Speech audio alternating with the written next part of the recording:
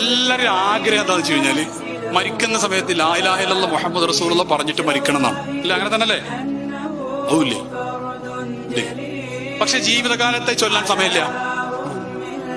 അതെങ്ങനെ നടക്കൂ? മരിക്കുമ്പത് കിട്ടണം, ജീവിതകാലത്ത് അതുമായിട്ട് ബന്ധമുണ്ടാക്കാൻ സമയമില്ല. അത് നടക്കൂല. എന്നോട് നാളെ ആൾ ചോദിച്ചു, നിങ്ങൾ സൈക്കോളജിസ്റ്റ് അല്ലേ, അപ്പൊ നിങ്ങളുടെ അടുത്ത് പല ടിപ്പുകൾ ഉണ്ടാവില്ലേ, ഈമാൻ കിട്ടി മരിക്കാൻ വല്ല ടിപ്പുണ്ടോ എന്ന് ചോദിച്ചു ഒരാള്.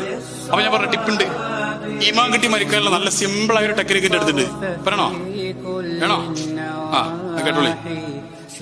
ഈമാൻ കിട്ടി മരിക്കുക സിമ്പിൾ ടിപ്പാ. എത്ര വളരെ ഈസി. അത് ഒരു സെക്കൻഡിനോട് പറഞ്ഞു തീർക്കാൻ പറ്റും. ഈമാൻ കിട്ടി മരിക്കാൻ ഈമാനോടെ ജീവിച്ചാ മതി.